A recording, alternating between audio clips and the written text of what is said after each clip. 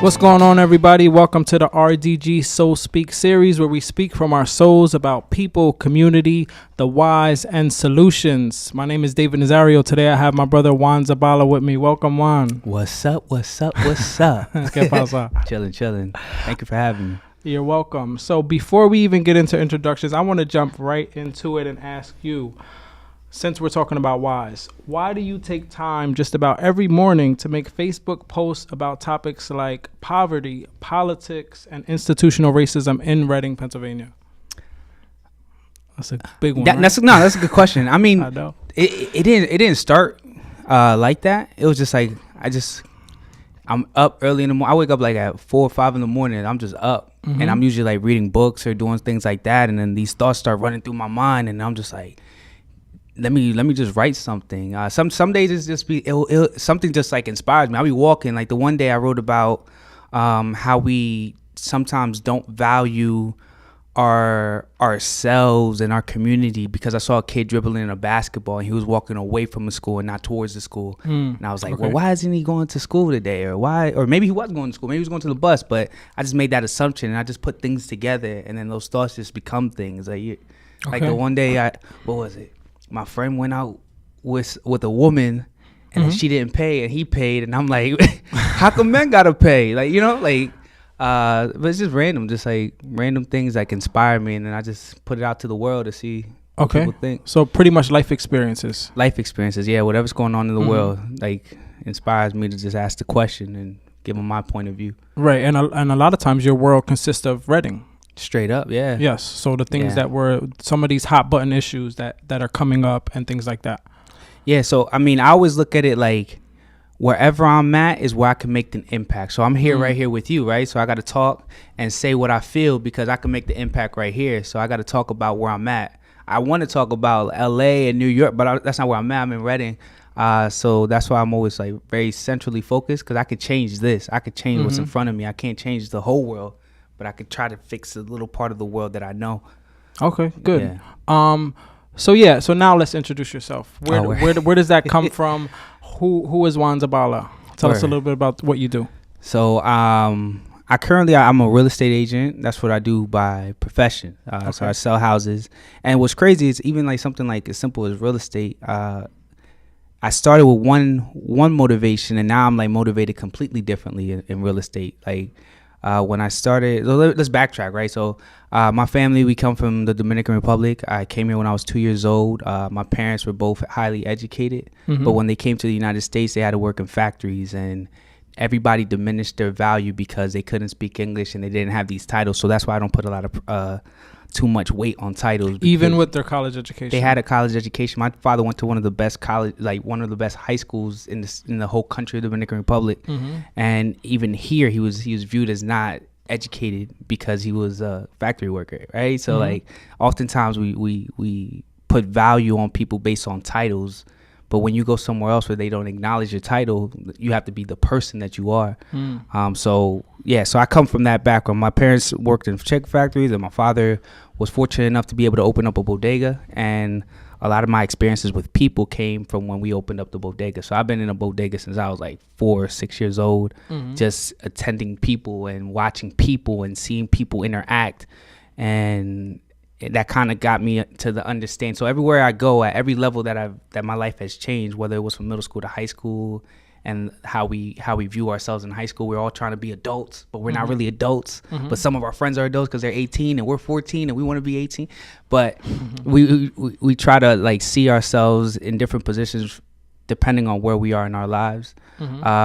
So as I've gotten older, I've been seeing myself value people differently and value stories differently of people that I grew up with. So when I was in college, I was like one of the few minority kids in all of my classrooms, and then being there made me ask the question: if highly skilled people, highly educated people get all the good jobs, and the majority of this room is white, where do my people fit in? Where do people that look like me fit in? And it's that experience that kind of like allowed me to shift over to Reading to see like, wait, we got to fix these problems here if we want to change the circumstances in other places. But like everywhere I've been has influenced me because of them bodega days where I'm just watching the world exist. And it sounds like then you went out to, you went to college, you had that experience, and those are some of the experiences that you're bringing back with you to Reading. Straight up, yeah. And talk a little bit, because you started to get into this, but talk a little bit about how your mindset has started to change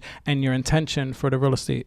Yeah, so at first, real estate was like, you watch $1 million listings and you're like, damn, I'm about to stack up So one house and be BMWs, a I'm going to be balling. Yes. But now I look at real estate as a means to create generational wealth for people in our community. Okay. So I look at real estate as a way for people to be able to, once you buy a house, that means that you're bankable. That means that you can go to the bank for other things. You can start a business. You can leverage the equity in your house to do other things, to help your kids go to college. A lot of the wealth that was created in America came during the New Deal and after the recession and all that. And mostly only whites were able to to participate in that, because they were the only ones to be able to get those home mortgages. And they were the only ones that were allowed to pick where they wanted to live. There's this interesting book that kind of shifted my thinking a little bit. It was called The Color of Law. And it talks about how, like, there was communities, Levittown in Pennsylvania, that place, they only allowed only white people to live there. And those suburbs, when only white people were able to live there, they were worth $11,000 per house, right? Today, those are worth $200,000. And when at that time, those people were able to send their kids to college based on the equity that they had in the house. They could take a home equity line of credit, send their kids to college. College was more affordable back then. It was like $5,000 a semester. Now it's like the kids come out with $40,000 worth of debt. And the book outlines all of this. It talks about that. Yeah, it speaks about that. It speaks about Levittown. It speaks about the inequality. It speaks about redlining, why there's a wealth gap in America. And a lot of it has to do with real estate. Okay. So you, as a real estate agent in Reading, PA, how do you use that knowledge that you're acquiring does it help you be a better real estate agent? Does it influence you to want other people to be real estate agents, other people to be homeowners? What do you think that does for you? It makes me want people to be homeowners, real estate, anything with real estate. What I want is us as a people, like we always talk about gentrification, but gentrification happens every day, right? And it doesn't have to be a bad thing. It doesn't have to be a bad thing, but like, we as people wait for other people to value our communities, for us to see value in it, right? Like Brooklyn, New York, there was all these minorities that lived there in the 1980s that could have scooped up all those properties. We didn't. We waited till somebody else came in, kicked us out, and then we said, damn, how did they get it, right? When the price was low, we didn't think enough to say, oh, we can create value here. We ran away from ourselves. So it seems like that's what your part of your message is now, and part of the solutions. And I don't think it's only individual to you. It could be a solution for everybody. I agree. In Reading, right? Yeah. Okay. Is your goal, getting back to the Facebook, and I feel like it all ties together, is your goal with your Facebook post, is it to state the problem or to find solutions? What would you say? I mean, I feel like I'm very like data driven. So when I say something, I usually like research it and I look it up, which is important. I try to be factual, because a lot of people always like complain about what I'm saying, but not that many people call me a liar. And that's the thing that I'm always like, well, if I'm wrong, call me a liar. Don't be mad that I said it, right? Do you feel like, has it been happening that there's been space created for you to have conversations, whether they're uncomfortable or not, with some of the people who may disagree with some of the things that you're saying? Yeah, so that's space. I feel like people feel more comfortable online to tell their truth. Because they don't have to face you. They don't have to look you in the eye and say, yo, you're wrong for this, or that's stupid. Like, you know. Do you feel like it's happening outside of Facebook? I feel like a lot of people create a persona of who I am based on what they read on Facebook. I've met with other people where I said, hey, this institution is racist, and then those people believed me to be one type of way. Then when they met with me, they're like, oh, this guy makes some type of sense. It's not like he's just screaming and yelling without doing anything. Because I try not to be like one of those people that's just like, everything's wrong in the world and I'm not going to do anything. I try to do, this is what I believe is wrong. Exactly. This is what I believe is wrong, and this is what I'm doing to fix it. Get out of my way or come help. But if you're just going to comment, I don't need that. We don't need that. We got to solve the problems. There's problems to be solved. Sometimes comments lead to solutions, though. No, I agree, but not when it's all negative. Like, to me, it's like, when I look at the city of Reading, I feel like everybody around the city of Reading is punching us in the face, and everybody's like, fight back, but nobody ever throws a punch back. And the moment you throw a punch, you're like, why you hit me?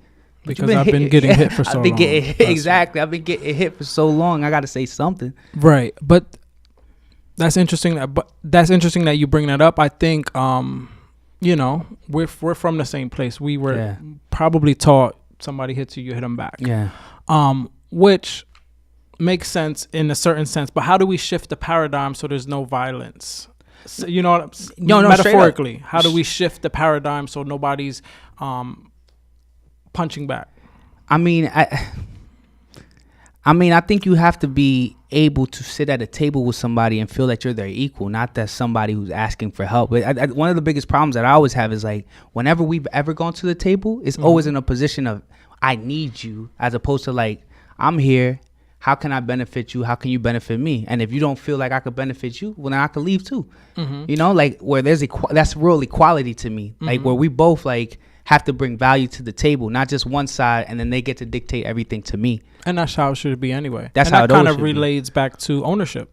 Right? Straight up, yeah. Because when you own something, whether it be real estate, whether it be a co-working space, whether you even own your space and yourself as a community member. And I think a lot of times that's what it comes down to, is us being proud of, where we're from, whether we're in a position like yourself to have a real estate license and buy property, or just somebody who's not just somebody, but somebody who's a single mother and takes pride in their community by cleaning up their block and making sure that the kids are safe around their neighborhood and things like that.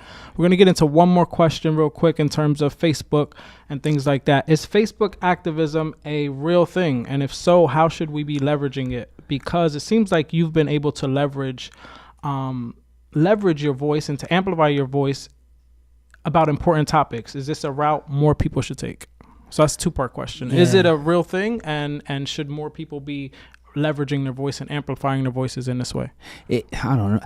To me, it's weird because like none of this I intended for. Like I've been saying this stuff. Like I remember when I was in high school, I was 17, writing on MySpace about like inequality and all that. And MySpace. I was saying the same things back then. Okay. But I'm being valued different now because I'm doing things also. Like I'm not just saying it. I'm like, I think that's important. I won't cut you off, but I think that's important to say things, but then like we are on this show, solution driven. What are the whys and what are the solutions? So not only saying something, but now doing something. So I feel like what you're saying is that the fact that you're doing things have added value to what you're saying. And that could be the case for anybody. Okay. I think that's the biggest component to it. A lot of people always say a lot of things, but what makes people want to listen is like, are you coming from a real authentic place? Are you coming from a real place? And I think what a lot of times there's a lot of people that want to say what I say, but they can't because there's a lot of barriers in their personal lives and their professions that don't allow them to say the things that they want to. And I get that. I always understand that. So I feel like sometimes I'm speaking from a position of privilege too, because I don't really have like somebody I have to listen to. A privilege that you've worked for and you've created. I mean, even within the privilege, I was privileged to have parents who. So it's like a lot, like in my life, where I feel like I've been privileged, and there's a lot of people that don't get to have a voice, right? Like, so I think about the kid who's like in the hood, whose parents don't know nothing about nothing, and then he wants to be somebody, but then nobody says, "Yo, we need to open up the gym so that kid could get an opportunity to be off the street." And that's something as simple as keeping them off the street could be the difference between a shooting and not shooting. Because like we always talk about the outcome, we never talk about prevention, because prevention you can't measure, right? You can't prevent. How many kids did I stop from getting shot today? But you can't count how many kids got shot, right? But like we prevent, a lot of times we take a lot of preventative measures and we never like really see that value because you can't count it. And I think what I see you do with your social entrepreneurism and your activism, whether it's on Facebook or not, is talk about being proactive. And I think that's something that we all can be more proactive, whether we're sitting on city government, whether we're a city resident, whether we're a teacher or what have you. So some of the things that I'm picking up is about ownership, is about being proactive and using your voice in whichever way you feel like you can speak for yourself and speak for others, whether it be on Facebook or not. Straight up. Yeah. And we have a lot to talk about, but that is going to wrap up part 1 of our RDG Soul Speak series featuring the one and only Juan Zabala. Be sure to tune in to part 2, where we will delve into some other relating topics. Thank you very much.